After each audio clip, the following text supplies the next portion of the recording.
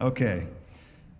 You said your father is a detective, or was a detective, and knowing who you are and what you've discovered, how have your discussions gone with him, and why is he still an atheist? Oh gosh, we're going to be here all night with this one. Well, part of it is, for him, he's never read my book. I sent it to him. And he's never seen any of my presentations. He's never come to a presentation. He's in Texas. I've asked him to come when I was close. You know, it's been a 4-hour drive. He won't go. We've had the discussion 1,000 times. My dad's pretty committed to his views, like I was. We're stubborn. Remember, folks, there are 3 reasons why anyone would deny a truth claim. I call these the 3 reasons why anyone shuns the truth. We like to think, as an atheist especially, that the only reason why I shun the truth is I think I've got a rational objection. A rational reason to reject this. But most of the time it's usually not there anyway. It's not about rational objections. It's about emotional objections or volitional objections. It's I don't want it to be true. And I've got a good life the way it is. But now everyone I talk to, even as an atheist, if you'd have asked me, I would have told you my objections were rational. I just would have always said that. But if you really dig into your heart of hearts, you have to be clear about what really is driving those. So I mean, it's hard for me to say, because even if I was to go back to the very first day I looked at this, I would have still claimed those were rational objections. But I'm going to tell you something about Bart. Bart came up through Moody as a Christian. Started to get shaken at Moody. He goes to Wheaton. Then he goes to Princeton. His mentor, the one person he would tell you he respected more than anyone else, was Bruce Metzger. Bruce Metzger was one of the finest biblical scholars of the 20th century. Bruce has got much better pedigree than Bart. Bruce did all 3 of his degrees, his bachelor, his master's, and his PhD at Princeton, and he taught there for years. But Bruce is a committed Christian, or was. He passed away a few years back. He's not looking at any different set of evidences. These 2 guys are looking at the exact same. They're as equally educated, as equally equipped on the biblical manuscripts. They hold the exact same pieces of evidence in their hands. Yet one is a committed Christian and one is not. There's always something more than just the evidence. And that's why jurors, we have to really take some time with our jury selection, right, to make sure that there's not something there that we didn't catch that would prevent them from making a decision anyway. And the other side's doing the same thing, believe me. We're both trying to make sure that the people we put on the panel are going to be relatively fair. Now, as far as my dad goes, I mean, we have this conversation a lot. He's getting older now. He doesn't want to talk about it usually. And since he's never read the book, I sent him a copy of the book. I said, Dad, you led me into law enforcement. Let me lead you to Christ. And I sent the book to him. And I saw him for dinner, 6 months later. Have you opened the book? He's like, I started it, but I said, dude, you haven't even read your son? What kind of a father doesn't even read his son's book? That's what I told him. I said, how do you know I haven't dogged you in the 10th chapter, which I did? You should probably read it to see what I said about you. He said, I'm going to get to it, So he calls me over the summer last year. He's having heart problems. He's going to the hospital, and he says, I'm going to want you to know I'm on the way to the hospital. I'm either going to do a bypass or they're going to do I'm not sure what they're going to do yet. I said, oh, dude, you're calling me because you think you're going to die on the operating table, huh? Like you're trying to get a last conversation in here. He says, well, I just want to make sure I say something to you before I go. And I said, well, dude, you can't call me on the way to the hospital and not have the conversation we're about to have, right? So we had another 30-minute conversation about this, and finally he said, stop. Okay, enough. Tell you what, when I get on the table, I'll give it some thought. When I get on the table. So he's just, it's not that he doesn't know. It's not that we haven't had this conversation. We have. Okay, have you looked at the evidence of the line of popes? Peter was the first pope. Is the Catholic Church the one true church? Yeah, some people will say, well, look, if you're trusting that these eyewitnesses that you used in your chain of custody, if you're going to trust that those people are, I'm not trusting them for their theology. I'm not trusting them for their political views. I couldn't care less. I couldn't care less about any witness's theology or political views. I'll use them all in trial. I simply care, did you see that? And what did you see? You can have we could disagree about all kinds of social issues. We can disagree about all kinds of theological issues. The only question is, what did you see? So when I'm looking at those line of church fathers, I am not judging them based on their theology, because some of their theologies are pretty crummy. In other words, they're accepting this text, and from the text, they're inferring a theological position. I don't want their theological position. I want to know, what was the text you were looking at? Because all of us look at the same text right now, right? And we're divided into how many different theological stripes? Right? But we're looking at the same text, and then we're inferring different positions from the same text. So for me, I think we're at liberty to use church fathers, even though you don't have to agree with what they believed about baptism, what they believed about the sacraments. Who cares? I don't care about any of that. I want to know, what did John tell you? That's all I want to know. I'm not sure that's why he's asking that question, but that's my view on it. Regarding your 4 motives, you talked about 3 motives. There are only 3. Somebody tried to give me a 4th one. Says, you're wrong about this. I've thought about it for 10 seconds, and there's a 4th motive, and it is accident. I was it said that was actually a good point. It was a good point. And but see, accident's not criminal motive. I can't try you for an accident. So I'm talking about criminal motive, those things you would do that are criminal, right? Well, how about just crazy? Well, if you're crazy, I can't try you either. I'm talking about criminal motive. Make sense? So those are different categories. People will say that all the time. Sorry, and I got ahead. the number wrong because that was the insanity question. Got it. Okay, how do you answer the objection, the Bible can be interpreted any way you want to? Right, well, this happens all the time. You get into a trial, right? And some people come in and say, I saw him walk over and take that apple off that stand, take 2 bites out of it, and put the apple back in the stand. Okay. Well, now, that same person might offer you an interpretation.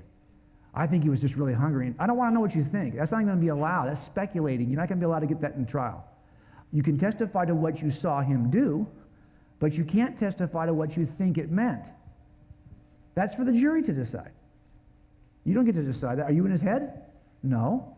So all you're limited to talk about is what you saw him do. Same kind of thing happens here. We can disagree about how we interpret the data.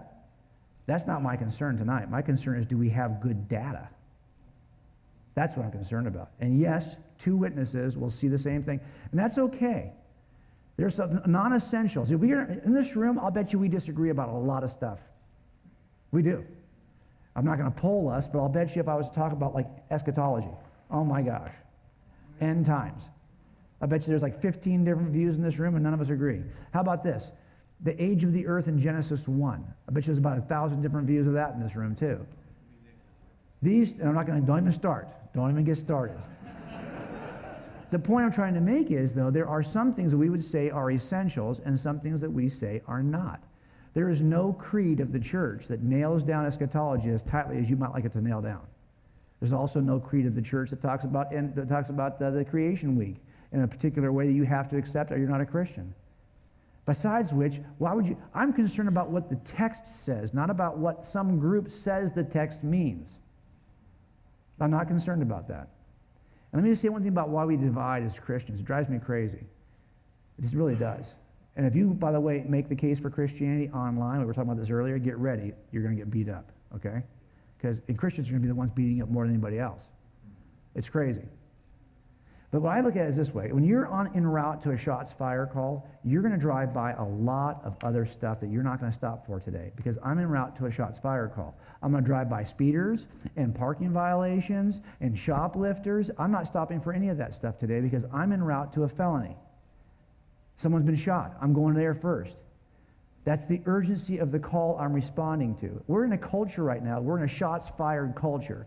And if we're going to sit around and navel gaze and divide over all this non-essential stuff, when the world doesn't even know anything about Jesus, something's wrong. Amen. Right? So I'm just going to drive by that stuff right now, because I'm en route to a shots fired call.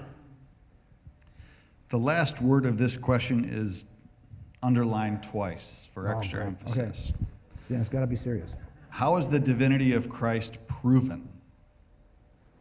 Well, the divinity, look, Paul tells us that, right? You want to know what the most important piece of evidence in all of Scripture is related to Jesus' divinity? Paul's going to tell you. It's in 1 Corinthians 15. The one piece of evidence that if we're been lied to about, we're to be pitied. What is that? That's the resurrection. Now, I could have done a talk on the resurrection. I do a whole other talk on why I think that using abductive reasoning, the resurrection as we see it as Christians, is the most reasonable inference from evidence. But for me, that was huge. If the resurrection is not true, and that is without a doubt the best piece of evidence for the deity of Christ. Now, did he claim to be God? Yeah, he claimed to be God. That's pretty clear. But who cares? Lots of knuckleheads claim to be God. Doesn't mean they're God. Did he rise from the dead? If that happened, that's a game changer.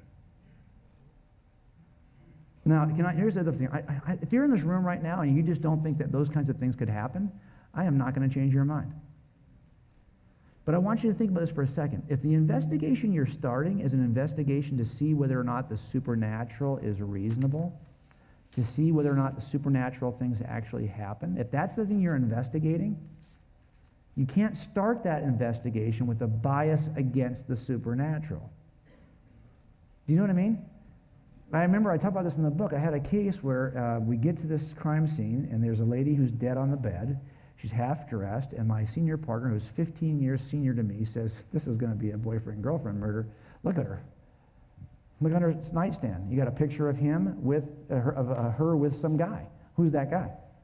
Look at her closet. Her closet's half empty. All the girls' clothes are packed in, and this side is empty. It's got one men's jacket. What woman has a closet that's half empty? Think about it. You find the guy whose clothes are missing, who's in that picture, that's going to be our killer. We wasted a week looking for her boyfriend when she had no boyfriend. None. That was her brother. She was Korean. It was Christmas Eve. He went back to Korea, took his clothes and left. She was killed that night when she was by herself after he left. No boyfriend. She was 56 when she died. Now, because we had a faulty assumption, a presupposition, we decided before we started looking what our conclusion was. We decided we're looking for a boyfriend. If you think that up front, you'll spend a lot of time wasting your time. If you decide up front that naturalism is true, that no supernatural events could ever occur, well, trust me, you'll end up there because you started there. You have to suspend your disbelief and put it on the shelf for just a minute to see if this is the most reasonable inference from evidence if I didn't first hold a bias against the supernatural. And then if everything else works for you except that it is supernatural, start to examine whether or not your bias is what's keeping you from that conclusion. That make sense? All right. What evidence do Jewish people as a nation come up with that makes them not believe Jesus as the Messiah? Well, I think this is all about whether or not, first of all, do they accept the claims of Jesus and the resurrection? Of course not. But do they even accept all the prophecy that we sometimes see ourselves citing, right? All the messianic prophecy and say, Isaiah. Well, no, they're going to find a way to say that none of that actually predicts the Messiah at all. They're going to find ways, they're going to show us the places in the Old Testament prophecies that we've been citing to argue that we've misinterpreted those prophecies. We are wrong about those prophecies. So again, this is all going to come back down to the deity of Christ. So it all comes back to whether or not we can trust the resurrection is true. Because even if you knew nothing about Jewish prophecy, you knew nothing about a coming Messiah, but you had to deal with this guy who rose from the dead, that would be enough for you to kind of scratch your head and think, I got to reconsider my presuppositions against the supernatural because this guy rose from the dead. So what's that about? How did he do that? I really wasn't interested as an atheist in the entire history of Judaism up to Jesus, okay? I was interested, did that thing happen? And when I got to the place where I thought, wow, the only thing that's keeping me from buying this is that I don't believe in supernatural stuff, that's when I started to look at the evidence for God's existence. It wasn't until I was convinced that the eyewitness accounts in the Gospels were reliable that I said, well, maybe I've been wrong about the whole God thing. Let me go back and look at the evidence for God's existence. And that's what I did next. But I'm going to tell you, there's stuff in the room, this is the next book I'm writing right now, there's stuff in the room in the universe you cannot explain from inside the room. Think about that for a second. The first conversation I ever had with my dad, I had with my wallet. And I pulled out my wallet. We were sitting at a water park. And I said, Dad, just walk with me for a second on this. Look, I got this wallet here. And in my wallet, I have $1. Look at the dollar. Pretty interesting dollar. It's got the face of George Washington on it. It's got writing on it. specificity. Tell me, Dad, I want you to tell me how the dollar got in my wallet, but I want you to stay inside the wallet for an explanation. Well, you put it in your wallet. No, I'm outside the wallet. I can't be used as an explanation. I want you to explain to me how the dollar got in the wallet, but stay inside the wallet for an explanation. That's a stupid question. Well, just be imaginative. Well, there's only a couple of answers. Well, one, it's always been in the wallet. It's been in the wallet as long as the wallet's been together. That's a stupid answer. But if that was the case, we'd all be buying wallets, right? They all have money in them. The other option is that there was stuff in the wallet that over time shaped into a dollar. What's this sound like to you guys? There's stuff inside the physical, natural universe that I don't think naturalism can explain. I don't think it can explain the beginning of the universe to begin with. Because even the scientists will tell us that everything that was here, space, time, and matter, that's what we consider to be the elements of naturalism. But whatever started this has to be atemporal, non-spatial, immaterial. So it has to be, if you want to call it supernatural, extra-natural, or something other than natural, right? How are you going to explain consciousness from inside this room? How do material things eventually become an immaterial? How do you explain free will in a deterministic physical universe? How do you explain the appearance of design in biology or the origin of life? How do you explain transcendent moral principles that we believe are true? We respect them.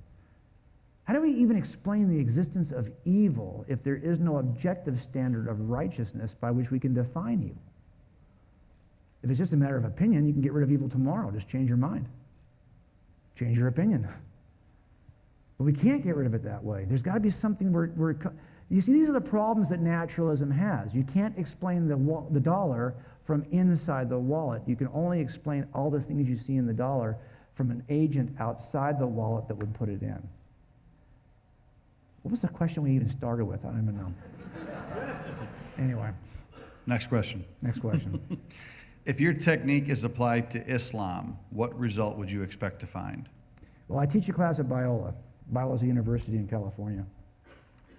They have a master's in apologetics program. So what I have my students do is I said, okay, here your first paper is you have to read cold case and give me a critical review, which is good. The second thing you have to do is you have to take the 3 of the principles, and the cold case gives you 10 principles of investigation that you can apply to anything. So I said, I want you to take 3 of those principles and apply them to some historic theistic worldview. It could be anything you want. It could be Jehovah's Witnesses, it could be Mormonism, it could be Islam, and a bunch of them applied it to Islam. So I have papers. I always believe you should stay in your lane. I just think it's important for us to stay. I don't have expertise. I was not a Muslim. And there's a guy named Nabil Qureshi whose book you should get, Seeking Allah, Finding Jesus. It's powerful. But he has a right to speak on that because he was a Muslim. I talk about Mormonism because I'm so familiar with my family. I have a lane to Mormonism. I understand what that is. So I can tell you why Mormonism fails. I tell people all the time, I became a Christian the very same day I became a not Mormon. Because my family was asking me to look at both systems simultaneously. No problem, I did that. I read through all of Mormon scripture, all of it, before I decided that system is false. With the same test we give this system. People have asked me, would you write that book? No. No, because my dad's still alive. And he's asked me not to write that book. Respect your family members. He says, this is, for him, this is all a useful delusion. Your thing's working for you, God bless you. Their thing's working for them. Leave them alone. Don't try to dissuade them about Mormonism. To him, it's like we're arguing about how many buttons are on Santa's suit. Who cares? It's just Santa. Right? That's how he feels about it. So I haven't written anything about that yet, but my dad is getting older, and when he passes away, I'll be writing that book. We'll have you back when that book comes out. Yeah. What happened that caused you to move from cynic to really investigate the claims of Christ? Okay, so what happened for me was my wife and I were together 18 years, and she was somebody who was raised kind of like as a cultural Catholic, but really never attended church. And when we started having kids, she's like, hey, we should probably go to church once in a while. So once in a while, she would drag me to church. About once or twice a year, but not every year. So I managed to get out of it a lot of times. And she respected my position on this, and she really had no idea what Christianity was about anyway. So, and it was always a Catholic mass. She didn't know anything other than Catholicism. So I was 35, and I had been at the same house for about 3 years, and we had not gone to church in those 3 years, so I had been very skilled for those 3 years. I avoided church.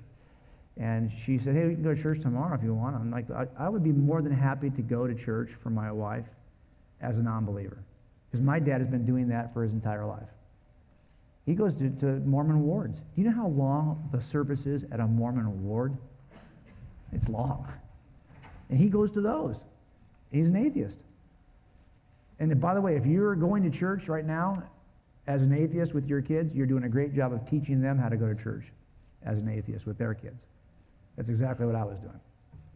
So I decided to go, and there's this huge mega church in California. Huge. And she said, well, I thought we'd go to the Catholic church. There's a Catholic church around the corner. I said, we can go to the St. Killian's. Well, no, Bill's been asking us to go to this church. I don't want to go to that. It's like a circus. But we went.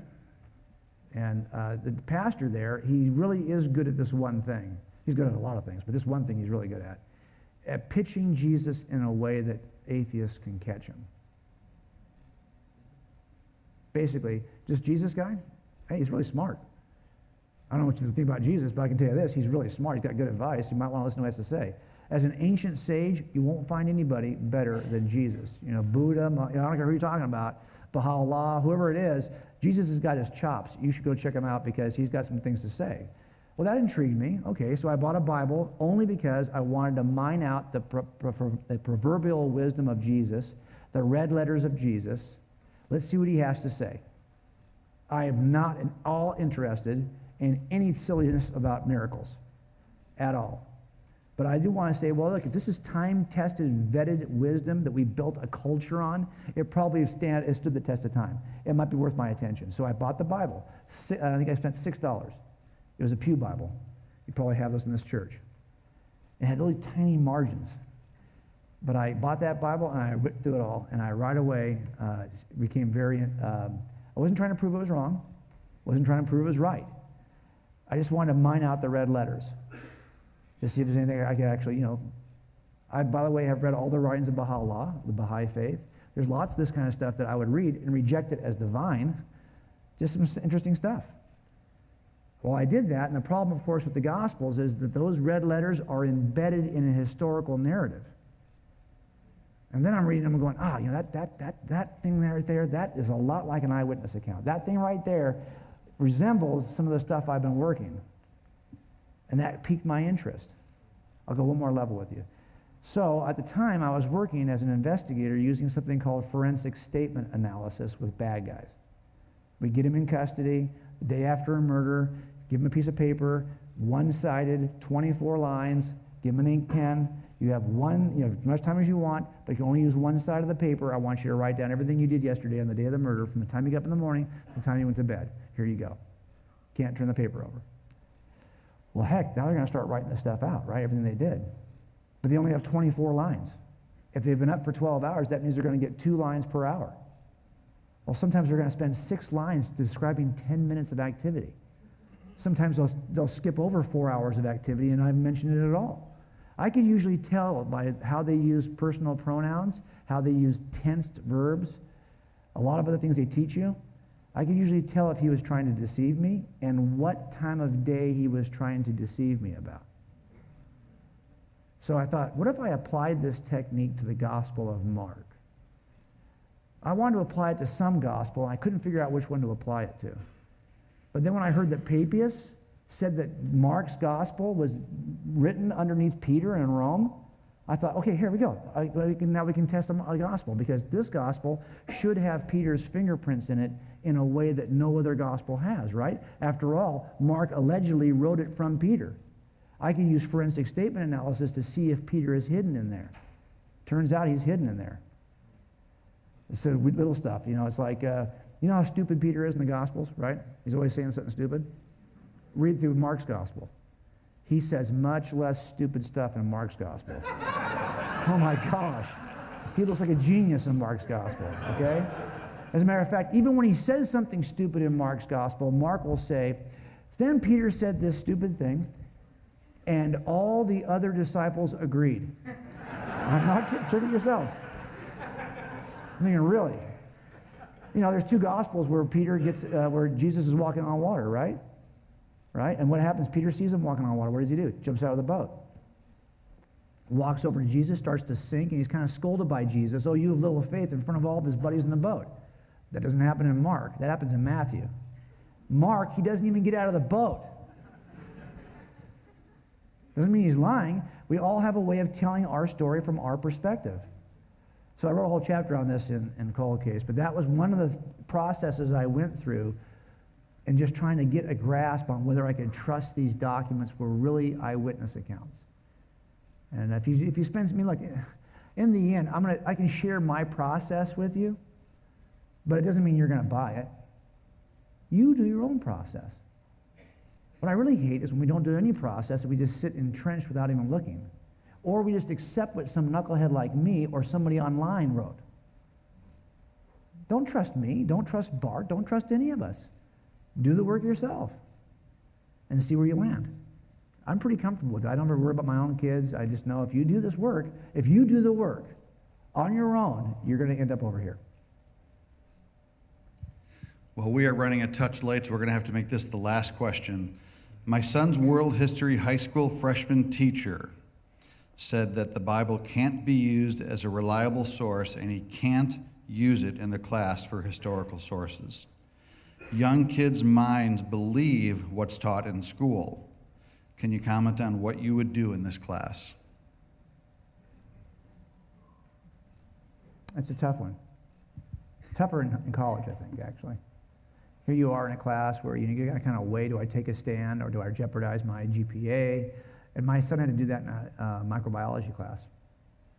And you have to make a decision about whether you're going to, it's hard when you try to get ready to go to med school, you want the best grades, right? You have to take your MCATs and you have to take your grade, GPA, and all this stuff, your service, what lab you've been serving in, all those things go together to see what med school you're going to get. Do you really want to jeopardize a third of that by taking a stand in a school? Now you're not going to have a 4.0 anymore. Now you're going to have a 3.78. You're never going to be able to get it above that because this guy gave you a C because you took a stand as a Christian? Tough decision, huh? So I typically will say to people that really this is about tactical engagement. When I'm sitting and talking to a suspect in custody, I'm not trying to get a cop out. I'm not trying to go for home runs. If I get a home run, great. But I'm trying to get singles. If I can demonstrate to the jury that he's a liar, even though he hasn't copped out, that'll go a long way for me. So I want to catch him and ask him questions that I know the answers to, that I know he's going to lie about, because I want the jury to see he's a liar. Then later on, if they should you trust this guy? You heard him lie 5 times. Singles, not home runs. That's what I'm trying to do in these engagements with anybody who's a non-believer. I don't need to hit home runs. I need to hit singles. So when a professor says, for the most part, I don't have to even give up my position on what I believe in order to make my point. This is what we talk about. There's a great book out there called Tactics by Greg Kokel, who's a friend of mine. It's a great book. And Greg's a great guy, by the way. And he's got a ministry called Stand to Reason, which I served at for about 1.5 years. I just got so busy I couldn't stay with him. But trust me, if you ever need resources, str.org is a great place to go, too. And I can tell you, this book is wonderful because it teaches you the 2 most important questions you can ever ask in that context. What should you do there? Ask the 2 most important questions of your teacher. What do you mean by that? And why do you think that's true? Or how'd you come to that conclusion? So when someone makes a claim in a class, like this claim, you can't trust the Bible as historical. Well, what do you mean by that you can't trust it? Like, why can't you trust it? Just ask these questions. Because what you're going to you don't have to he made a statement, the teacher made a claim. It's up to the person who makes the claim to defend their claim. You don't have to make a counterclaim. Let's get him to defend his claim first before you make a counterclaim. Because what you're going to discover is, as you ask this person to defend their claim, they really can't defend it. Because they made that claim off the top of their head without any real reason, without any real evidence. We know what the evidence is. So if we're going to get to that point, we say, well, you can't trust it because you won't have a single document until the 3rd century. Well, what document are you talking about? Well, I don't really know the name of the document, but it's a document in the 3rd century. Well, there's a lot of documents in the 3rd century. Which document are you talking about? You just need to back these guys down until they show everyone they don't have any idea what they're talking about. Because we already know, I mean, if you do the work, then you do know what you're talking about. You can actually find a way to back them into this exposure without having to ever make a claim about what you believe. So it is about a tactical, I think, assessment of how you approach these topics. Hey, one last thing before we go, I'll let you guys go. For those of you who get frustrated, maybe think about this. Sometimes we think evangelism with our friends who are lost is like a game of tennis.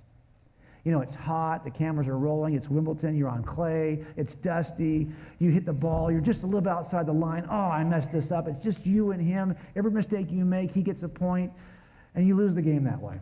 And that's the way we feel about evangelism, about sharing with our friends. That is not how this works. This is a game of baseball. It's truly a game of baseball. And you're not one-on-one against an opponent. You're part of a very large team called the church. And all of us get a chance to get up to the plate. And my goal is that I want to get my dad hopefully on first. And then I'm going to pray that somebody else can move him to second. And at some point, someone's going to move him to third. And when he's leaning in toward home, who knows, maybe somebody's going to drive him in. I don't know. But I can tell you this, our goal is to get up and make contact. That's it. Don't worry about home runs. Don't swing for the fences. I don't even try for homers with my dad anymore. There's no point in it. It's not going to go anywhere. I want to put a little idea in his head that's going to fester. I want to get him to first base. And by the way, then when you finally do talk to somebody about your faith and they come to Christ right in front of you, you go, oh my gosh, I just brought a guy to Christ. No, you didn't. He was standing on third, leaning in. Somebody else has been working on that guy for 5 years. Dude, give me a break. You know, you got a bunt single and he runs in, you think you got a home run. No, you didn't. That's how the game really works. So here's my encouragement to you. You're going to have a lot of conversations in which all you're going to get is a single, and because you're looking for runs, you're going to get frustrated. I didn't get a run today. No, you did something important because you're part of that process that moves people around bases. Okay? Don't get tired. You may never see the person who drives them in, but somebody will drive them in. Okay? Thanks, guys. I appreciate it.